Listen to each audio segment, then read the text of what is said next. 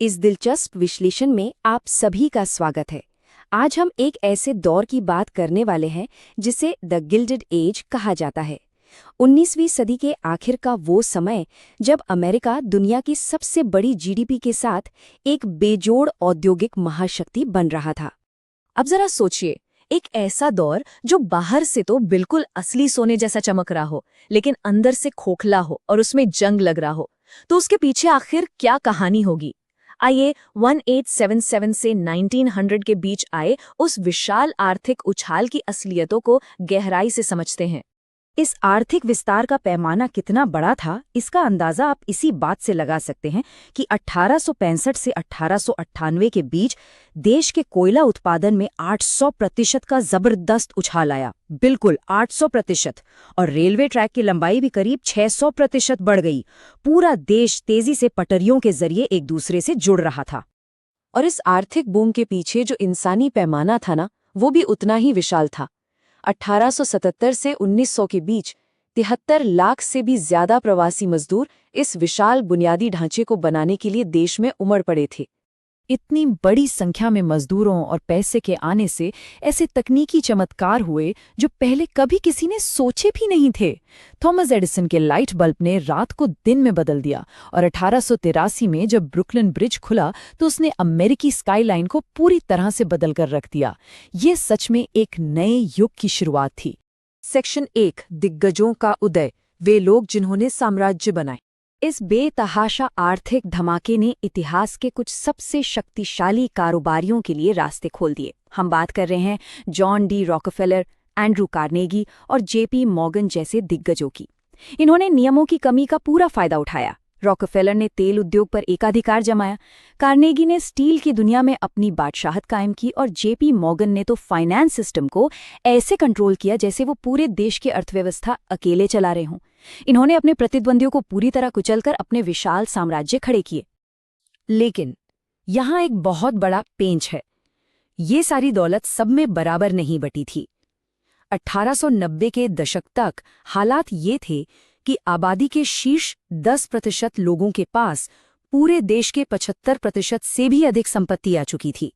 समाज में अमीरी और गरीबी के बीच एक बहुत गहरी खाई बन गई थी। इसीलिए इतिहास में इन उद्योगपतियों की दो बिल्कुल अलग छवियां देखने को मिलती हैं। एक तरफ उन्होंने करोड़ों का दान दिया और महान दानवीर कहलाए, लेकिन दूसरी तरफ उन्हें लुटेरे बैरन या रॉबर बैरन्स भी कहा गया, क्योंकि इन्होंने डराने धमकाने, धोखाधड़ी और मजदूर संघों को कुचलकर ये दौलत कमाई थी। और यहीं से इस युग का एक बहुत ही तीखा मोड़ आता है। 1890 में जेकब रीस नाम के पत्रकार ने किताब लिखी, how the other half lives. इस किताब ने न्यूयॉर्क के झुग्गियों की भयानक, गंदी और भीड़-भाड़ वाली सच्चाई को दुनिया के सामने लाकर रख दिया। ये सच में दो बिल्कुल अलग दुनियाओं की कहानी थी। एक तरफ अमीर लोग अपनी विशाल हवेलियां बना रहे थे और दूसरी तरफ कुशल मजदूरों को हटाकर अकुशल मजदूरों से खतरनाक काम करवाया जा रहा था, वो भी ना के बराबर पैसों में।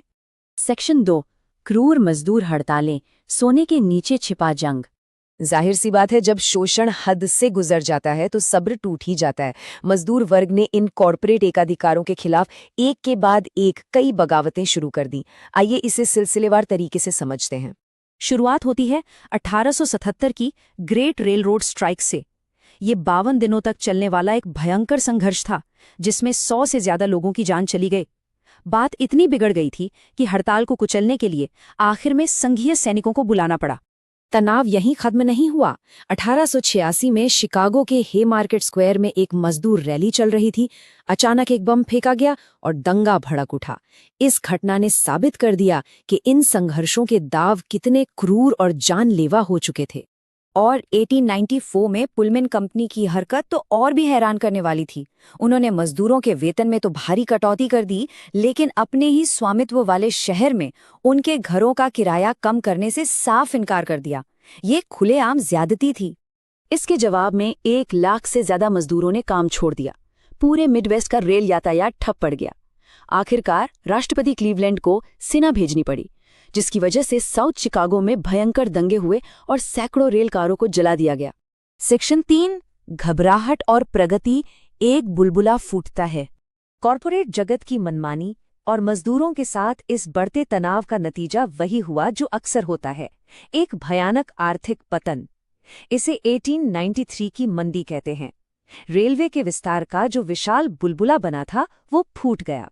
रातों रात लोगों की जीवन भर की जमा पूंजी डूब गए और बैंक दिवालिया हो गए। इन सब चीजों से जनता पूरी तरह थक चुकी थी और लोगों के इसी गुस्से ने 1901 में प्रगतिशील युग की नींव रखी। थियोडोर रूजवेल्ट ने सत्ता में आते ही इन्हीं शक्तिशाली एकाधिकारों को तोड़ने के लिए कानूनों का सख्ती से इस्तेमाल करना शुरू किया। तो इस विश्लेषण के अंत में एक बहुत बड़ा सवाल हमारे सामने खड़ा होता है, क्या वो शानदार तकनीकी और आर्थिक प्रगति सच में उस भयानक मानवीय कीमत के लायक थी जो मजदूरों ने चुकाई?